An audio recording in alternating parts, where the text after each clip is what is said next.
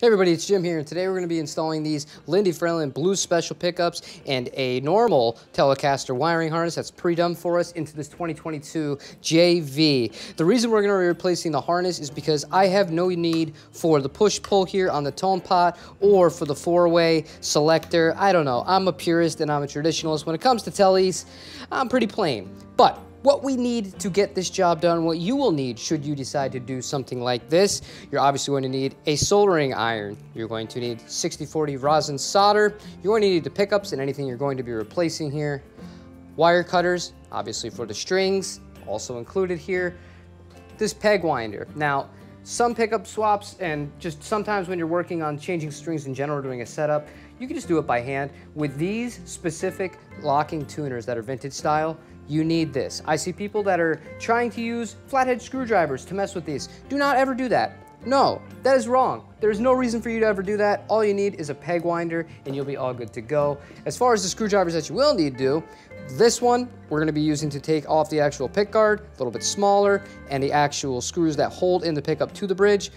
The larger one is going to remove the actual control plate and the bridge itself. Finally, wrapping things up here, we have this. This is a 1/2-inch socket. This will remove the actual output jack of the guitar. And while we're here for good measure, I'm going to be using this fret knot to actually polish the frets. So let's get started.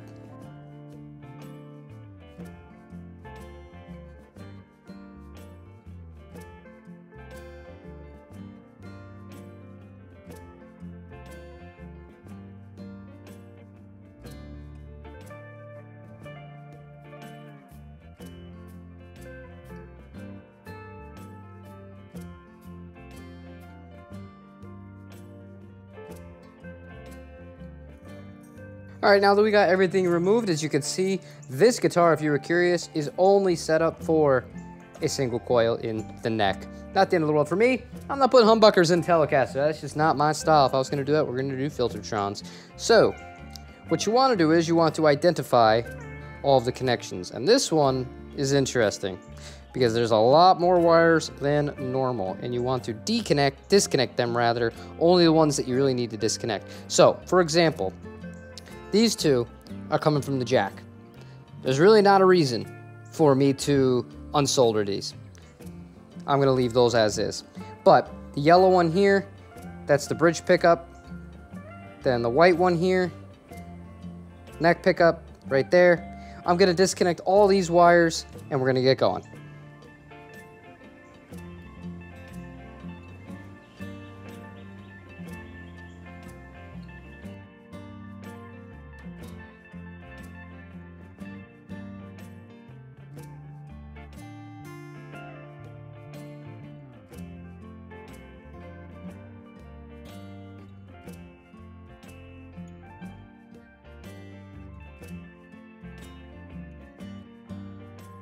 Now we remove the pickups.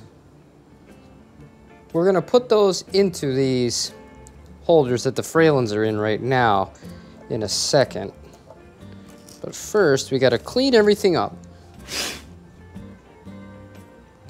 As you can see, you get a 3-wire neck pickup.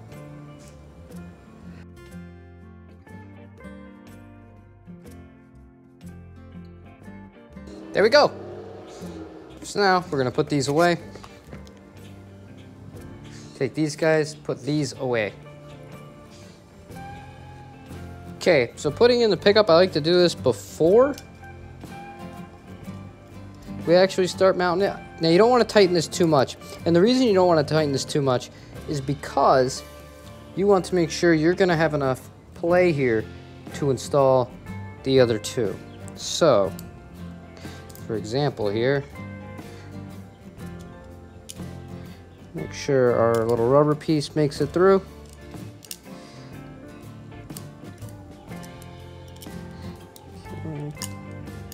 Push down.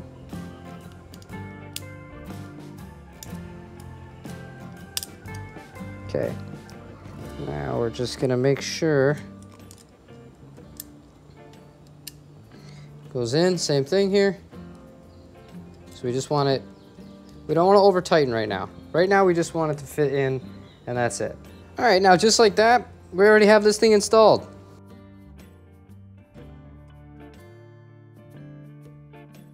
There we go.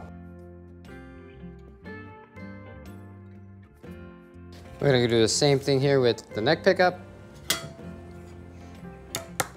Sounds cool. So it catches. That's it. That way we have plenty of room to fit in the rubber and the other screw. So we can line up the neck pickup into this as well. Boom. Okay, cool. Same thing. Let's just tighten it up a little bit.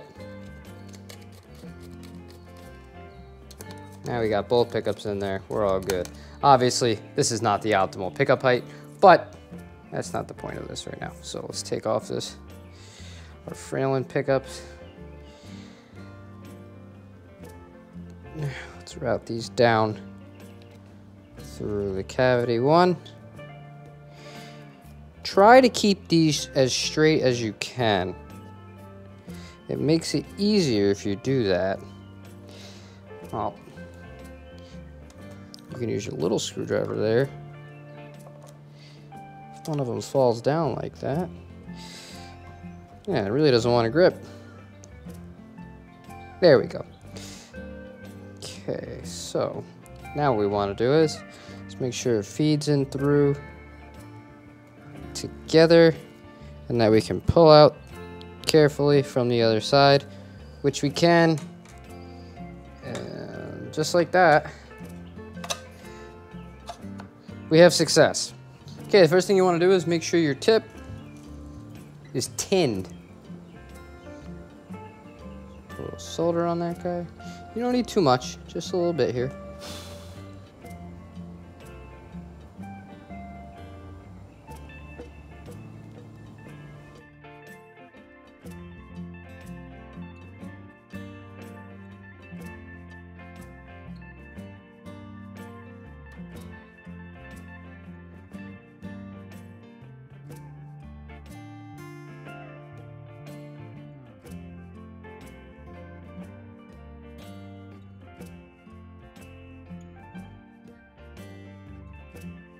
You want to preheat the pot with a little bit of solder.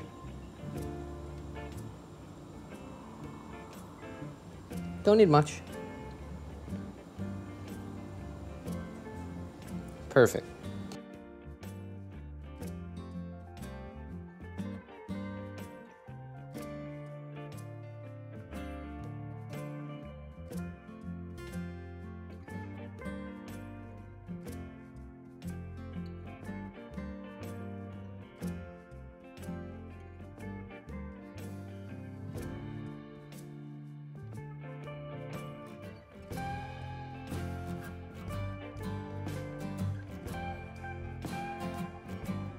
All right, we got everything installed. Let's give it a try.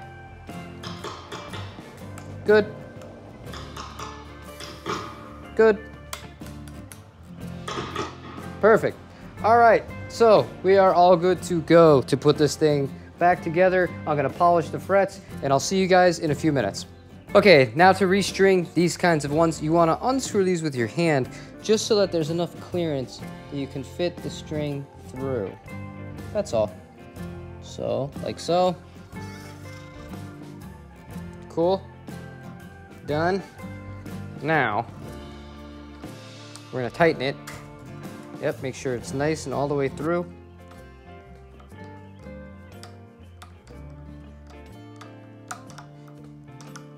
Eventually it will catch. And that's it. So you can see here, you want to unscrew it by hand so that the little thing in between leaves enough space so you can see through it to fit the string through. So then all you do is you string it through like so. Okay. Make sure it's all the way through. Then you're simply just gonna hold taut one end, tighten with your peg winder. That's it. That's how you use these vintage locking style tuners that you find on some of these instruments, specifically the Fender Japan stuff. I don't see it very often on the Fender Mexico stuff or the Fender America.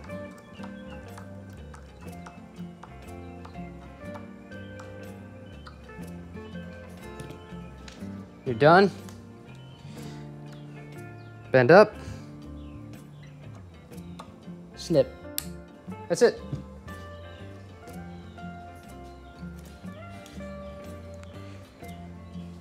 So again, loosen it so it's straight through. That's it. Make sure it's all the way through on the bridge itself, otherwise it's gonna click. Pull taut.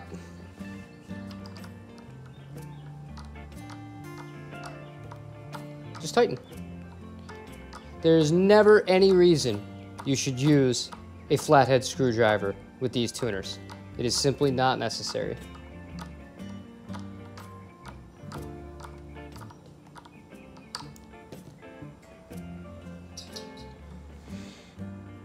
Lift up. Snip. There you go.